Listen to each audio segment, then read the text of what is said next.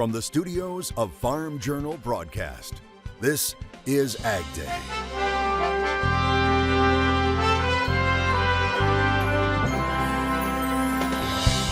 Sharing her story. I feel like you learn so much about yourself and about life in general. This young farmer is taking her social media followers to the field for an education, the outlook for the global economy, and what it means for markets here at home. As cattlemen deal with drought and a lack of hay, winter weather is brewing. There's certainly the potential for some 2 to 4 foot snowfall totals in the southern Rockies, where forecasters expect that precipitation to fall today on Ag Day. Ag Day, presented by Pioneer. What's next happens when experience meets expertise. Pioneer. What's next happens here. Good morning, I'm Clinton Griffiths. Drought ticks higher as the country braces for what could be the biggest winter storm of the season. And that could impact areas still facing drought and dryness. Those areas showing up in the latest drought monitor released on Thursday.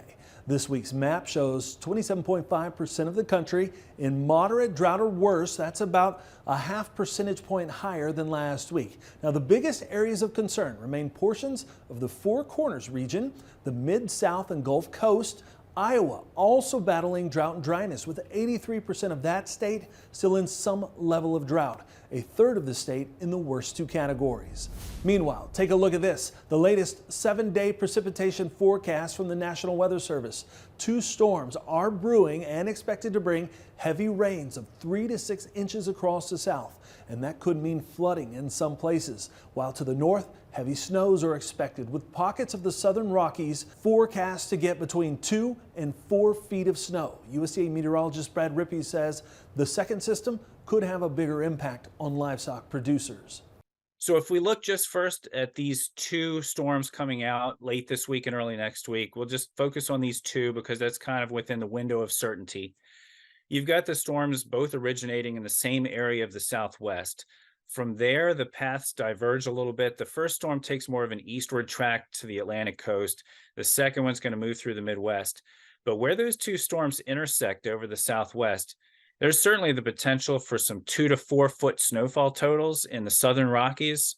They're going to get blasted with first a little bit of snow at the end of this week and then a big storm early next week. Now, Rippey says this is a hallmark of El Nino. While you can't blame a single storm on El Nino, this pattern where it's a storm pipeline from the Pacific that comes across the Southwest and into the Midwest and East, without a doubt, this active January forecast is caused by El Nino. That snow expected to come with colder temperatures as well. Now take a look at this. The Great Lakes starting the year with a record low amount of ice cover. As of Wednesday, coverage for the 5 bodies of water were just 0.3%. Lakes Michigan, Erie, and Ontario with 0% ice coverage. Now experts say a lack of constant cold is the reason. The last time waters were this open was back in 2007 and 2016. Meanwhile, parts of the Golden State enjoying a fresh blanket of snow. The National Weather Service issuing winter weather advisories for several mountain passes. Some places, including the UC Berkeley Central Sierra Snow Lab, reporting 12 inches of snow over the past couple of days. Now for the season, they've seen less than 40% of their average snowfall at that location. More snow is expected this weekend. So what's the latest in terms of snow and precipitation? Meteorologist Matt Engelbrecht has a closer look. Yeah, no surprise here. A change in the pattern overall, more of an active pattern. I won't say colder quite yet. I think we're about 7 to 10 days away from talking about cold air coming back across the United States. First, it's this active pattern. So what you're going to see is a difference between the precipitation. You got the snow, but also the rain. Ample moisture coming through as we open up the Gulf of Mexico coming up this weekend. This is going to be the first of 2 systems that could cause some problems across the United States. The first one is mainly going to come together as a winter storm for the Northeast and the East Coast. So again, there's Friday at 5 p.m. See that energy work in and across the United States as we combine not only the snow, but also the rain back down into the south. That's Saturday at 9 a.m. This is going to lift up to the north and to the east and start to deepen as a surface low pressure system and bring some of the snow, rain, and also wind into portions of the northeast, specifically possibly New York City, maybe 4 to 5 inches of snowfall, and then more so back and away from the Atlantic Ocean.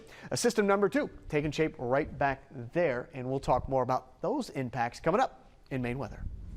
Drought continues to plague the state of Louisiana. Currently, 99.9% of that state is in some level of drought.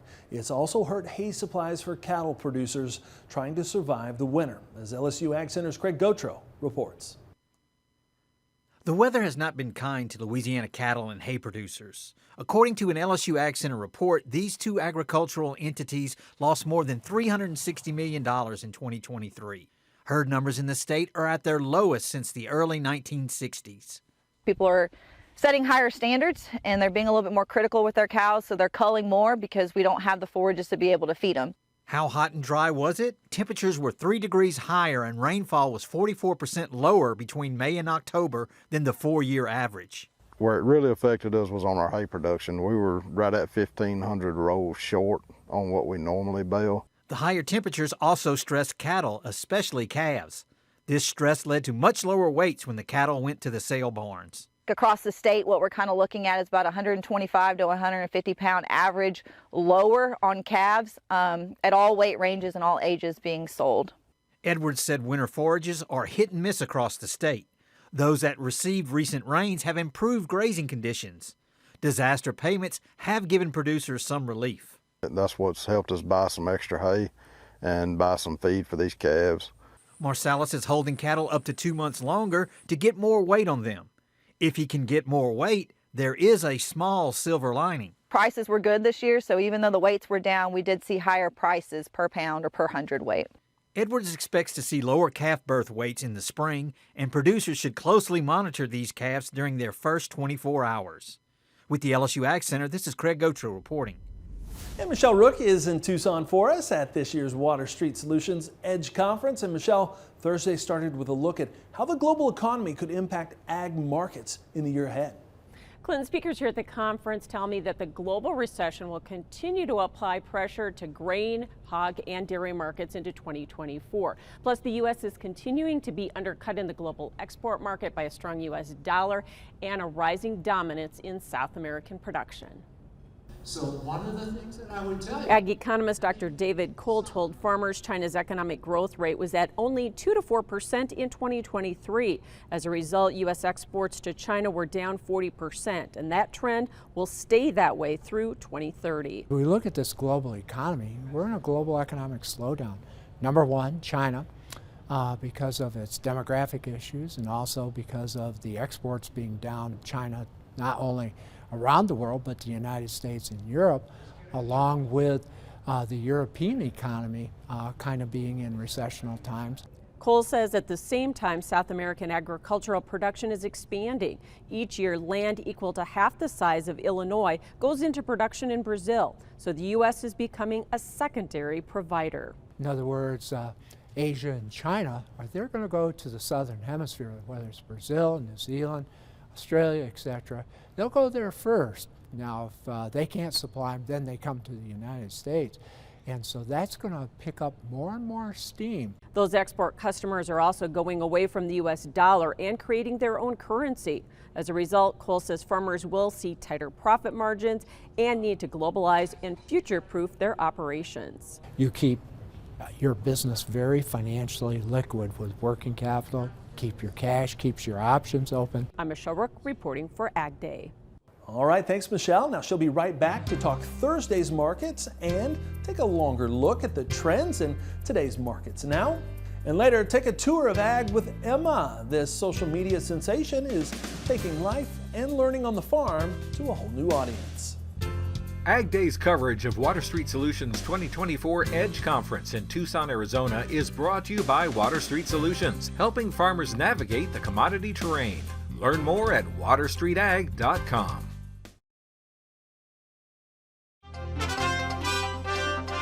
And that helped to down a surge in early trade Thursday, while commodity markets saw a mixed day of trade. Michelle Rook has more in Markets Now from the Water Street Solutions Edge Conference. Joining us with markets is Arlen Suderman with StoneX. And Arlen, Thursday's market closes in the grains. We were mixed, but soybeans down. We continue to kind of remove some South American weather premium, right? Yeah, we really did. It's raining. You got to feed the bull every day. And right now we're missing that fodder. We may still see lower production estimates, probably will, depending on what the weather does from here on out. But for now, the rains are there. We've done some chart damage. So the algos are selling that as well, and the momentum trading algos and pushing it lower. So are the funds short, or are they going short? They're moving in that transition now as well. And this goes along with what we've been doing in the broader commodity sector. Soybeans is one of those rare commodities, along with live cattle. They had not been short. They had long positions, and now they're liquidating in those two commodities to go short as well.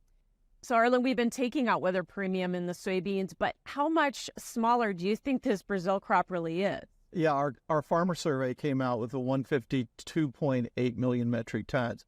I think that probably goes lower, and then those farmer surveys tend to overshoot it, and you get a bounce back. We could go as low as the upper 140s at this point. A lot still on the rope, but that's the most likely, somewhere either side of 150. And wheat ended higher, so was that just some technical short covering or this pullback in the dollar? No, the wheat market's really trying to put in a bottom. And with added risks in the Black Sea being a concern, we've taken out with the China purchases, we've taken out the surplus soft red winter wheat. That's really kind of where we saw the strength. And we've got some cold air coming in. And we've kind of bounced off the contract lows in the corn market, but can we go much farther than that? We can. Corn is probably the weakest right now. That's where the biggest short positions are at. That's where vulnerability is at. We'll see what the January crop report says.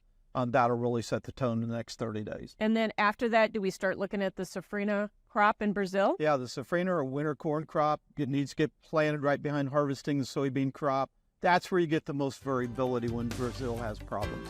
Thanks for joining us. That is Arlen Suderman with StoneX, and we'll have more Ag Day coming up.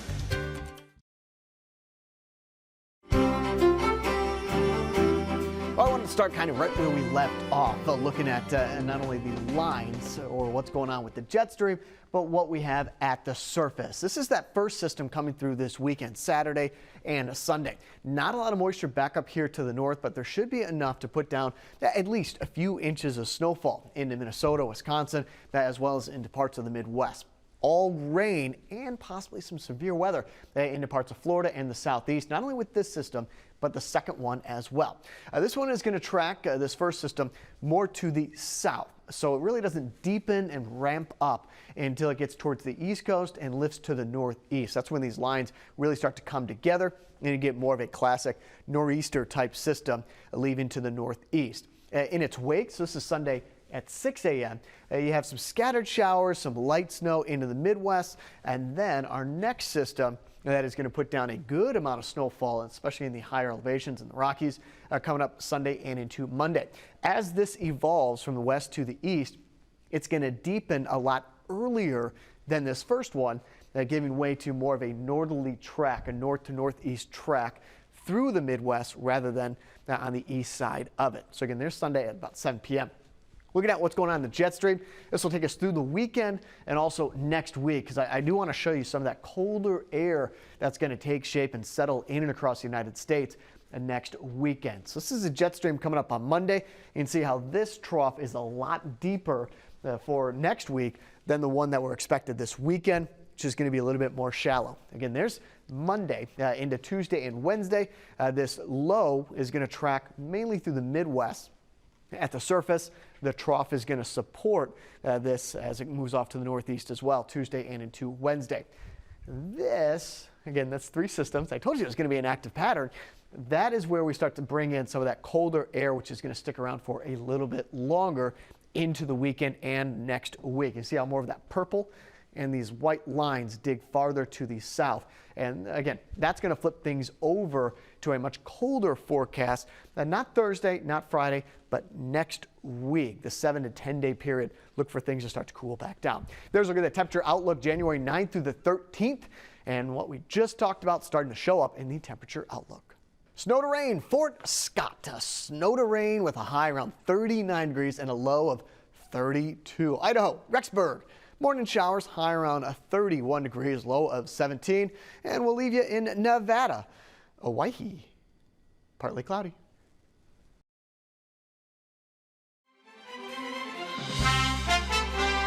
Drought continues to cause concern for ships passing through the Panama Canal. After months of battling shipping delays due to low water levels, the Panama Canal now has a plan to address the backlogs and delays. Now, according to Bloomberg, the Canal Authority is looking at several short and long-term fixes. They include everything from pumping or tunneling to bring water from other sources or reservoirs to damming up the Indio River and funneling that water 5 miles to the canal. Now, the Panama Canal handles 46% of containers moving from the Northeast Asia to the U.S. East Coast.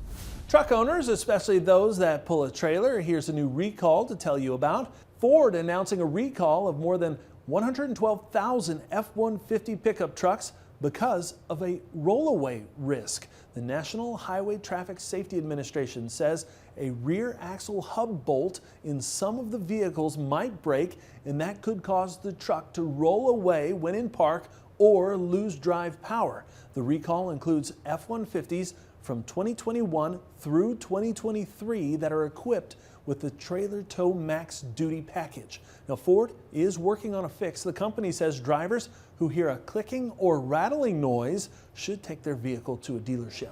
One of the best things about social media is the ability to share information.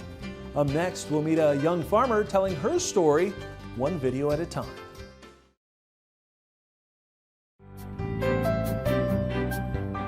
Curiosity is the foundation of learning. It's also the basis of every social media post from Ag with Emma. Tyne Morgan introduces us to this up-and-coming influencer building a following on the basis of curiosity and hard work. From glimpses of harvest to a peek at producing crops in the Northern Plains. I'm Emma, I'm a farmhand in North Dakota, and I'm going to take you on another crop tour. This 22-year-old's journey in ag is truly unique. There's not a lot of people in my situation that can openly travel to go network with people and see their farm and showcase what their family has built on generations, and I just think it's a really cool opportunity to be able to show that. There wasn't a blueprint or playbook to follow. Instead, Ag with Emma was born out of a curiosity to share what she knew. I started sharing ag facts every day on my story, like, oh, there's only 10 GMOs, or cows have 4 different stomach compartments. And then I decided I wanted to make that more of a public story, so I created a different account. She says her grandparents then started asking questions about what she did at work, and that sparked another idea. Anyone can share an ag fact on the internet, you know, but when you start personalizing those facts in your story, then that's what really makes a difference with your audience and other people that want to learn about the industry. Today, Ag with Emma's YouTube account has 170,000 subscribers. Some of her videos racking up more than 32 million views. I never liked being in front of a camera, and I still kind of get shy about it, but since I use my phone, it's kind of more natural. So that's how I started. I just wanted to share facts, and I started sharing facts, and then I just started sharing my story. But taking risks and going the unconventional route has become Emma's MO. So I kind of grew up in agriculture. It's not a typical family farm background. I did have various experiences. Not growing up on a farm, Emma went to a community college in southern Idaho to get her associate's degree. After that, she took the logical next step and enrolled at a university.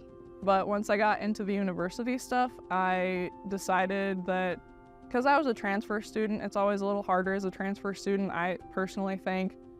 Because you get to this new university with a bunch of big classes and you don't feel as connected. She felt trapped, so just a month into her second semester, she decided to drop out.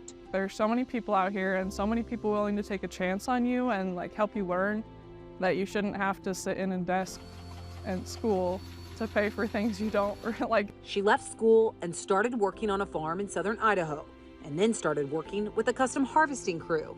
My parents thought I was crazy. My parents always supported me, but they can still think you're crazy. I've always been the academically goal-based kid with a 4.0. I had a bunch of scholarships, so when I dropped out, everyone was like, Emma, what are you doing? But that risk has turned into so many more opportunities, more than even Emma imagined. It's just fun and it's cool, and I love to work hard, so when I'm home at the end of the day and I'm exhausted, I love it. And it's just, you get to learn new things all the time because you never stop learning. And with that, the 2022 season comes to an end. And in that first year, Emma's journey was packed full with too many lessons and memories to even count. There's just something about agriculture that I feel like you learn so much about yourself and about life in general that you just feel way more connected to your job. All right, thanks, Tyne, and that's all the time we have this morning. We're sure glad you tuned in. From all of us here at Ag Day, I'm Clinton Griffiths. Have a great day.